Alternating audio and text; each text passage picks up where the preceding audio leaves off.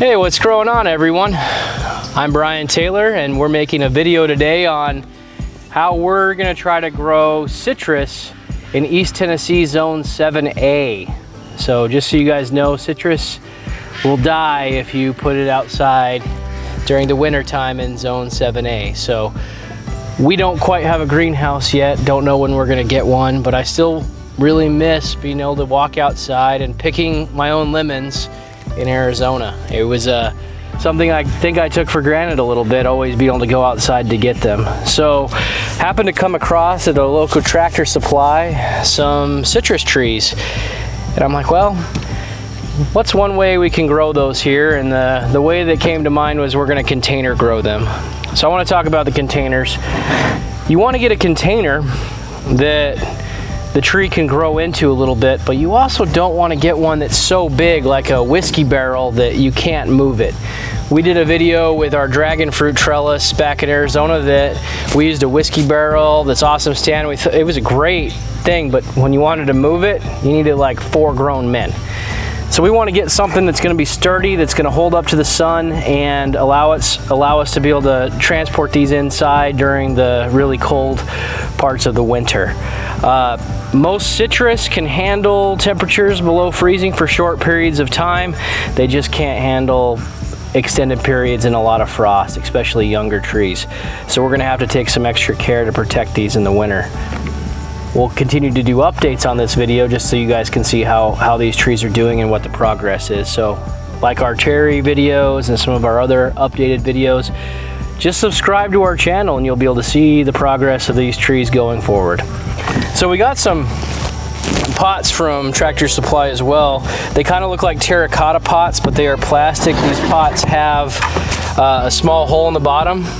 But that one hole isn't going to be good enough for drainage. Drainage is really important. If you don't have good drainage, water is going to settle on those roots. They're going to soak in those roots. You might think that's good. That's actually really bad. You need them to be able to dry out. It's kind of like you going under the water. If you are under the water too long, you're going to suffocate and you're going to drown. If these roots are under the water, they're going to suffocate and drown your plant, which is something you do not want. So what we did is we just took a regular drill and put as many holes in it as we could. So this is my OCD doesn't exist. So this one, as you guys can see, has just a bunch of small holes that we were able to put in. The pot only comes with the one hole, and I am planning on doing more of these on this other pot. Actually, Boy's going to do that in the background while we continue. So what we're going to talk about now is the soil. So I'm going to move the camera over here. Put that on the ground, buddy. Bottom down. Other way, flip it over, and then drill through. Yep. So this is how you drill it so that you don't break your pot. Simply put it on the ground so there's even pressure on the ground. If you have it flipped over, you're going to put extra pressure on it and it's going to crack. We did that earlier. So just go ahead and go to town on that, buddy.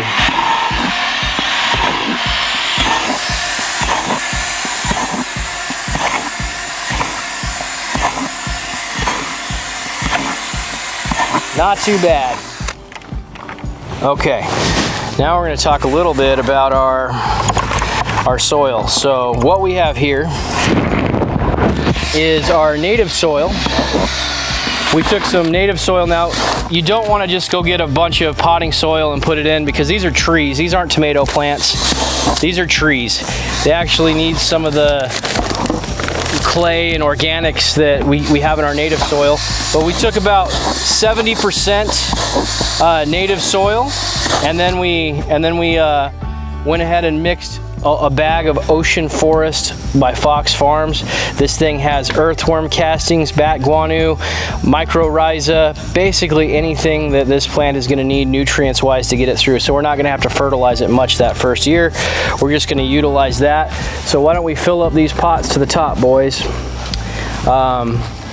Doesn't really matter which one. Do you want this middle plug? It doesn't matter. Oh, okay. So let's just fill it up. We'll get it up to the top with what we've got in our wheelbarrow here. And you can see it's also got like vermiculite or perlite, one of the two, in there to help it hold its moisture.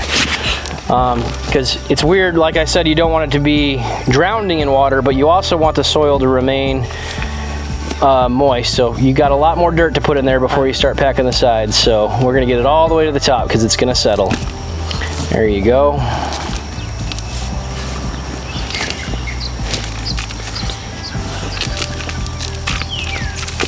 All right, so now move that one over to the table. All right, so now we're gonna make a little bit of a mess of this table. This is a Myer lemon. So the Myer lemon has been on my list for a while, but we haven't ever had the space when we were living in Arizona in order to plant one of these things. It's a little bit less tart than other lemons. It's almost, I think that the particular lemon was bred or cross-pollinated with a regular lemon and like a mandarin or something else, but it maintains mostly its lemon shape and form. It's a little oranger of a lemon.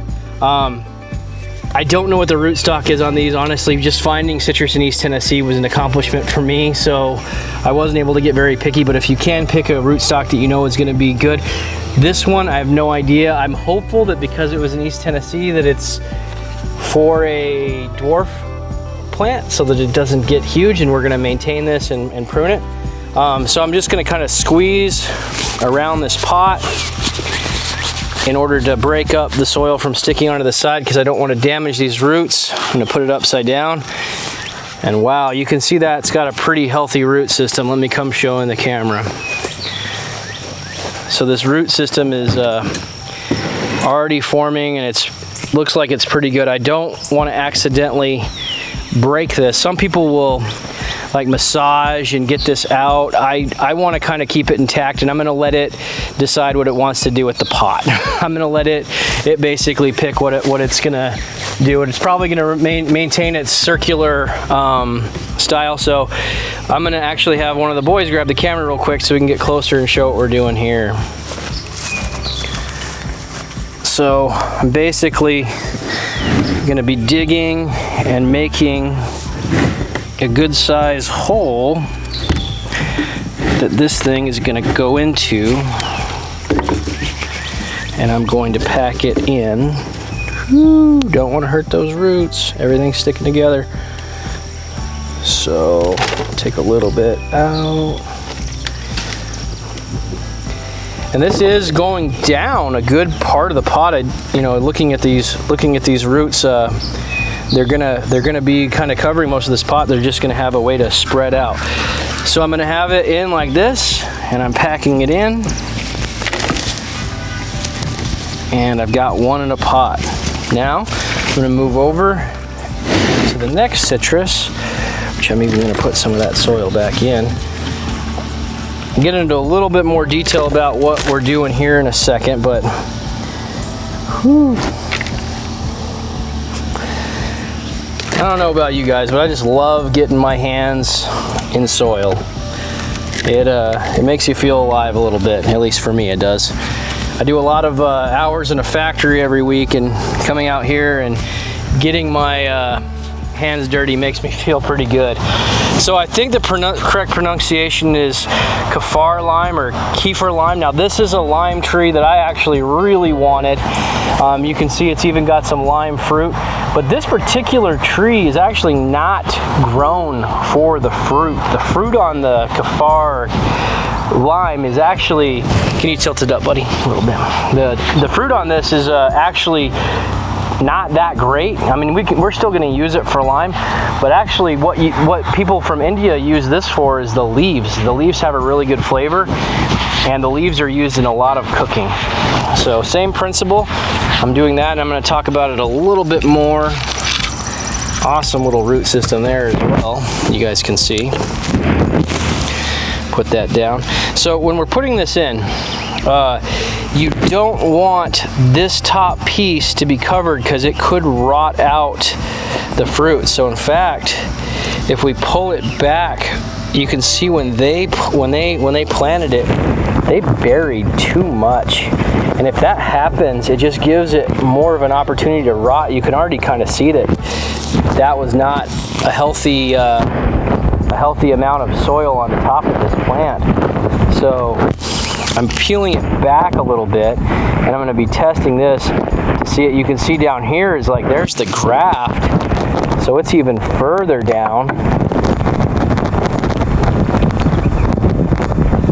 So what I'm doing right now might seem weird, but I'm actually going down because I'm looking for the point on this, that this tree, the roots began, and you can see it starts becoming a little bit more bulbous here for the root. So I know that's kind of the layer that I need to have it at, and I don't want to bury it deeper than that because that will kill our tree, our young tree, and we don't want to allow that. So similar principle to it holding water, it actually will suffocate the tree with the soil, and that is not what we want to do.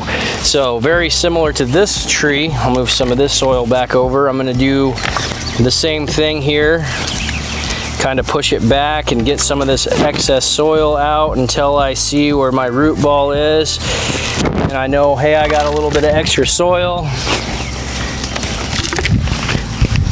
so I'll throw that out there so that this tree will be healthy.